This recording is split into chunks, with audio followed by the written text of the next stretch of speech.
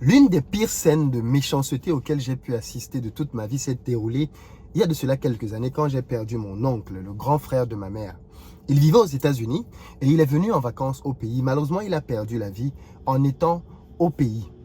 Il se trouve que suite à son décès, les personnes qu'il considérait comme étant ses personnes de confiance, ses amis proches dans la diaspora, se sont organisés pour voler littéralement tout ce qu'il possédait. L'histoire que je vais vous raconter aujourd'hui peut s'apparenter à un film et pourtant elle est réelle. On parle très souvent du fait que la pauvreté en Afrique corrompt les gens et que les gens sont prêts à faire certaines bassesses pour gagner un peu d'argent. On parle très peu de ce que les gens dans la diaspora font. Et dans cette vidéo, on va mettre tout ça à nu.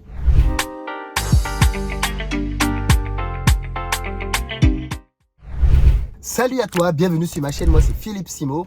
Et si je te parle de business, de mindset, de gestion des finances, parce que c'est grâce à tout ça qu'on va développer notre communauté. Donc si toi aussi, tu veux améliorer tes finances, tu es au très bon endroit. Je t'invite à t'abonner, activer la cloche des notifications et partager massivement les vidéos afin qu'elles puissent continuer d'atteindre un maximum de personnes pour que nous puissions faire la révolution financière de notre continent. Pour ceux d'entre vous qui êtes en Côte d'Ivoire, qui arrivez prochainement à Abidjan, vous le savez déjà, on a sur place une société de location de véhicules et vous pouvez nous contacter au numéro qui s'affiche afin qu'on puisse mettre à votre disposition, en fonction de votre budget, pick-up, SUV, berline avec ou sans chauffeur. Pour ceux d'entre vous qui cherchent un logement, nous avons aussi aujourd'hui un logement qu'on peut mettre à votre disposition de très bon standing. Vous avez le numéro qui s'affiche. Je vais profiter d'ailleurs de ce cadre pour annoncer le fait que désormais, tous ceux d'entre vous qui avez des appartements ou des maisons vides ou pour lesquels vous n'avez pas aujourd'hui de moyens de gagner de l'argent, nous pouvons vous aider à changer ça, à condition que vos biens soient situés dans des bons quartiers. Si vous êtes au Cameroun, vous êtes au Sénégal, vous êtes en Côte d'Ivoire, vous êtes au Bénin, vous êtes au Togo, vous êtes au Mali, vous êtes au Burkina, bref, dans l'essentiel des pays francophones, vous nous contactez au numéro qui s'affiche pour nous donner des éléments concernant votre bien et derrière, nous, on va faire une étude pour valider si ce bien peut entrer ou pas dans notre parc. L'idée pour nous, c'est d'avoir dans les principales capitales d'Afrique francophone dans un premier temps. Mais ensuite, on va aller dans les capitales anglophones, Nigeria, Ghana, Afrique du Sud, ainsi de suite, pour proposer des biens de très bonne qualité là-bas aux entrepreneurs qui voyagent, simplement afin qu'ils puissent avoir des endroits de très bon standing pour avoir des séjours agréable. Donc ceux d'entre vous, si vos appartements sont vieux, ça ne pose pas de problème. La principale condition, c'est qu'ils soient dans de bons quartiers. S'ils sont dans des bons quartiers, vous nous contactez et on va étudier la faisabilité du projet. Même s'il y a des travaux à faire, nous pouvons supporter sur nous les travaux de rénovation et même d'aménagement à condition que le bien corresponde à ce qu'on cherche. Et derrière, on peut avoir une entente, bien évidemment, au niveau des possibilités de partage de gains. Dans tous les cas, le numéro s'affiche. Contactez-nous et partagez l'annonce parce que je pense que ça peut aider vraiment des gens à se faire des compléments de revenus. Alors, le thème d'aujourd'hui est très important et je vais vous parler là d'une histoire personnelle. J'ai commencé à vous raconter dans une précédente vidéo comment mon oncle, vivant aux États-Unis, qui avait quitté la maison depuis très longtemps, musicien de talent, a perdu la vie de manière tragique pendant ses congés au Cameroun. Je vous ai raconté comment ce drame-là a secoué ma famille et comment est-ce que d'ailleurs ce drame-là avait divisé aussi une partie de ma famille. Parce que suite à cela, il a été question d'empoisonnement. Si vous n'avez pas vu cette vidéo, je vous invite vraiment à aller la voir parce qu'il y a des éléments ici que vous ne comprendrez pas bien si vous n'avez pas vu la précédente vidéo dans laquelle je parle de l'empoisonnement que ma mère a fait à son propre frère. Donc allez voir cette vidéo. Alors aujourd'hui donc, je voulais continuer simplement les conséquences de ce décès-là. Quand il est décédé, dans ces circonstances tragiques, ma mère a eu le réflexe de prévenir ses amis dont elle avait les contacts aux États-Unis pour leur dire la triste nouvelle. Il faut savoir que ce genre de choses, de toutes les façons, quand quelqu'un décède, la nouvelle va très vite. Donc les gens ont très rapidement su qu'il était décédé. Mon oncle, avant de venir au Cameroun en vacances, avait laissé sa Lincoln Navigator à une de ses très bonnes amies aux États-Unis. Il la lui avait laissé, un peu comme quand je voyage ici, je vais à plein d'endroits. Je peux laisser ma Tesla à quelqu'un de confiance. Tu ne laisses pas ta voiture à n'importe qui. Je peux laisser ma Tesla à quelqu'un de confiance. C'est ce qu'il avait fait. Il a laissé sa voiture à quelqu'un de confiance en plein hiver en lui disant, s'il te plaît, réchauffe-moi le moteur de temps en temps. Et donc, derrière, bien évidemment, comment il a fait d'ailleurs? Parce que je pense que c'est important de vous raconter cette parenthèse, que vous compreniez pourquoi est-ce que les gens peuvent être criminels. Mon oncle n'est pas né avec une figure en or. Je viens d'une famille très pauvre. C'est vraiment quelqu'un qui est parti à l'aventure, qui s'est beaucoup battu, débrouillé et qui est parvenu dans sa débrouillardise à s'en sortir avec un talent certain dans la musique. Et donc, en tant que musicien, il faisait des tournées, mais ça ne l'a pas rendu riche. Ça lui permettait de vivre effectivement confortablement, mais il n'en était pas riche. Donc, avec cet argent-là, il parvenait justement à tenir les deux bouts. Il n'était pas à plaindre. Mais il va lui arriver un drame qui va changer sa vie. Le drame survient alors que dans une tournée, alors même qu'ils sont en pleine tournée, dans un hôtel d'une grande chaîne d'hôtels américains, il va avoir un accident. Pour vous faire simple, mon oncle avait un diabète très avancé. Et il faut savoir que quand vous avez un diabète très avancé, vous êtes sujet malheureusement à certaines choses, comme par exemple des risques beaucoup plus avérés d'avoir un AVC, mais aussi le fait que vous êtes de moins en moins sensible au niveau de vos terminaisons nerveuses. Et c'est ça qui va causer la perte de mon oncle. Il va être dans une chambre d'hôtel, suite à un concert, un soir, il va rentrer très fatigué, il va se couler un bain qu'il voulait bien évidemment tiède, mais le système de chauffage de l'hôtel avait un problème. Donc plutôt que de lui faire un bain tiède tel qu'il l'avait programmé, le bain va être bouillant. Et lui, il va venir dans la baignoire et il va plonger ses pieds dedans. Malheureusement, comme je dis, étant atteint d'un diabète avancé, il ne va pas ressentir tout de suite la véritable température. Donc il va rester les pieds dedans pendant un certain moment. Il raconte que quand il va finir par ressentir la douleur quelques minutes après, ça va être horrible. Il va essayer de sortir de la baignoire tant bien que mal. Il dit que des bouts de sa peau tombaient au sol, tellement il avait été brûlé à un stade très profond. Il va aller à l'hôpital et pendant qu'il est à l'hôpital, il va devoir se faire amputer d'une jambe pour que vous compreniez à quel point c'était grave. Il va faire plus de 6 mois à l'hôpital. 6 mois à l'hôpital. La chaîne d'hôtel va lui proposer une indemnisation. Ses avocats vont lui dire qu'il peut obtenir beaucoup plus. Il va aller au tribunal. Et du tribunal, donc, il va gagner un procès qui avait d'ailleurs fait un peu de boucan à l'époque, dans lequel il va gagner, je ne sais plus combien de millions de dollars. Il va gagner un peu d'argent avec ce procès-là. Et donc, à partir de là, avec le handicap qu'il a, ça va changer complètement sa vie. Il ne peut plus faire la musique comme avant.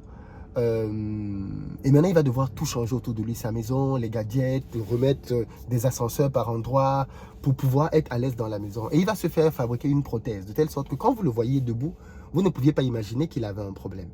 Il fallait qu'il vous dise qu'il a un problème pour que vous sachiez qu'il a un problème. Mais s'il ne vous disait rien, vous ne pouviez pas deviner qu'il avait un problème. Il se trouve donc que, de cette période-là, il va donc avoir cet argent et il va s'acheter une Lincoln Navigator. Vous pouvez voir sur internet quel type de véhicule c'est. C'est un gros véhicule américain, un gros SUV qui coûte bien cher, plus de 100 000 $ à l'achat. Et il va bien le customiser pour lui justement qui avait un handicap. Par exemple, je sais qu'il avait mis une rampe qui faisait que quand il voulait sortir de la voiture, il faisait sortir la rampe afin d'avoir un endroit où il peut poser son pied avant de toucher le sol pour avoir justement un niveau intermédiaire. Toute cette customisation fait que le véhicule coûtait plus de 150 000 $. Donc le véhicule était une petite fortune. Le véhicule donc venait d'arriver quand il va le laisser à la dame pour venir au pays. Donc quand il va mourir, ma mère va donc annoncer à ces gens aux États-Unis qu'il est décédé. Et je pense qu'ils vont se dire, oh, de toutes les façons, maintenant qu'il est mort aux États-Unis, qu'est-ce qui peut bien se passer? Petite parenthèse, c'est que en faisant ces vidéos sur mon oncle, je suis reparti sur internet pour voir s'il n'y avait pas des choses sur lui. Et je suis tombé sur une photo dans laquelle il était présent, lui, tout seul, vous pouvez la voir là. Mais une deuxième photo dans laquelle il est en train de manger avec quelqu'un qui s'appelle Jojo Kuo, apparemment qui est très connu. J'aimerais bien rentrer en contact avec ce monsieur, parce que je vois qu'ils ont à peu près le même âge, et de ce que je vois, ils devaient être assez proches. Ce monsieur, apparemment, c'est un grand artiste, et j'aurais aimé discuter avec lui pour en apprendre davantage sur mon oncle. Donc, si vous connaissez ce monsieur, vous pouvez, au mail qui s'affiche actuellement, me contacter et me donner des éléments pour que je puisse rentrer en contact avec lui. J'aimerais vraiment discuter avec lui parce que je pense qu'il va m'apprendre certainement énormément de choses par rapport à la vie de mon oncle qu'au final, j'ai très peu connu. Donc, c'est vraiment un appel. Tous ceux qui sont aux États-Unis, tous les Camerounais que vous connaissez, qui sont dans l'univers de la musique, de ce que je vois, Jojo Kuo a joué avec Manu Dibango, avec Richard Bona. Donc, c'est quelqu'un qui est aux États-Unis, qui doit être très connu. Donc, je pense que vous pouvez retrouver ce monsieur. Aidez-moi, s'il vous plaît. Donc, je reviens donc à notre histoire. Il va donc avoir cet accident et il va donc laisser sa voiture pour venir au pays. Quand il va donc décéder, ma mère va annoncer la nouvelle à tout le monde et on pense que les gens se sont dit, bon, ce sont des gens là-bas au pays, des villageois, qu'est-ce qu'il peut bien venir faire ici? Et à partir de là, ses proches, son meilleur ami était un Nigérian. La dame à qui il a laissé la voiture, c'était une Camerounaise, une Bassa, comme lui. Mon oncle était Bassa. Et ils vont se repartir les biens. La dame va garder la voiture, telle va garder ceci, telle va garder cela. Ça, c'était ignorer qui était ma mère. Ma mère, c'était une femme. Rien ne lui faisait peur. Ben, vraiment rien. Elle avait vraiment un vrai sang de femme Bassa. Ma mère, ne parlant pas un mot d'anglais, va décider qu'elle va aller aux États-Unis chercher les affaires de son frère. Donc, du jour au lendemain, elle débarque aux États-Unis et tout le monde est choqué de la voir là. Mais d'où vient-elle? Elle est venue chercher les affaires de son frère. Elle va donc aller à la justice pour ouvrir un procès, pour pouvoir légalement récupérer les affaires de son frère qui n'était plus marié, il avait divorcé et il n'avait pas d'enfant. Donc l'héritière légitime, c'était ma grand-mère, sa mère. Donc elle avait les papiers qu'il fallait bien, le mandat qu'il fallait pour aller récupérer les effets de son frère. Mais cette histoire qu'elle pensait simple va lui bouffer 3 à 4 ans de sa vie. Tellement c'était compliqué avec la justice américaine. Il n'était pas citoyen américain, il ne voulait pas être naturalisé américain. Et donc, heureusement, parce que s'il avait été américain, le gouvernement américain, bien évidemment, aurait pris certainement une bonne partie de ses biens. Mais n'étant pas américain, il ne pouvait pas. Donc du coup, elle arrive là-bas. Et quand elle arrive là-bas, on commence par la voiture. La dame qui avait la voiture, maman lui demande la voiture. La dame dit que non, qu'elle ne peut pas remettre la voiture parce que mon oncle lui avait laissé la voiture parce qu'il lui devait de l'argent. Pardon, oui. Elle dit que mon oncle lui devait de l'argent. Quel argent? Elle dit que mon oncle lui devait de l'argent et c'est parce qu'il lui devait de l'argent qu'il lui a laissé cette voiture-là. Avec pour but que cette voiture serve de gage pour le jour où il viendra rembourser. Ma mère lui dit, mais qu'est-ce que tu racontes? Il t'a laissé la voiture pour que tu chauffes le moteur. Il nous a dit ça. D'ailleurs, voici le double des clés. Comment quelqu'un te laisse la voiture en gage et il garde une partie des clés? Et après, il te laisserait la voiture. Tu dis qu'il te doit combien? Elle dit 50 000 $. Elle dit, mais il te donne une voiture qui vaut plus de 150 000 $ pour une dette de 50 000 $. Ça fait sens. Et en plus, dans son compte bancaire, il avait largement de quoi te payer tes 50 000 $. Ça ne fait pas sens. La dame signe l'Indien qu'elle ne remet pas la voiture. Donc, on va au tribunal. Le tribunal ordonne que la voiture soit saisie. La dame prend la voiture. Une Camerounaise, Bassa, elle prend la voiture. Elle refuse l'injonction du tribunal. Elle envoie la voiture à sa fille qui est dans un autre état. Elle dit qu'elle ne sait pas où est la voiture. Elle dit que la voiture est perdue. Écoutez la malhonnêteté. Voilà quelqu'un que tu considères comme étant ton meilleur pote. Il décède. Tu crées une histoire sur son dos. La justice s'en mêle et t'ordonne de remettre la voiture. Tu dis que la voiture est perdue. Et tu donnes ça à ta fille qui est dans un autre état. Malheureusement, il y a toujours des gens qui se racontent. Donc, du coup, la nouvelle va parvenir en disant à ma mère qu'en fait, non, la voiture n'a jamais été perdue. La voiture est ici dans tel état. C'est sa fille qui roule avec. D'ailleurs, sa fille organise une fête pour fêter sa nouvelle voiture. Le jour de la fête, ma mère va arriver là-bas avec la police. Oui, méfiez-vous des femmes. Méfiez-vous des bassards. Ma mère va arriver là-bas le jour de la fête avec la police. On va trouver la fille dans un centre commercial. Elle avait garé la voiture pour aller faire des courses. C'est le soir qu'elle recevait les invités. Quand elle va ressortir, la voiture n'était plus là. Ma mère va venir à la police, on va prendre la voiture, on va partir avec la voiture. Je ne sais pas ce qu'elle a présenté aux invités le soir là, comme voiture de fête. Mais voilà ce que les gens peuvent faire. Son meilleur ami nigérien est venu dans la maison et il a dépouillé la maison. Soit disant, il a vidé la maison pour mettre les effets de mon oncle dans un basement, dans un endroit, dans un local.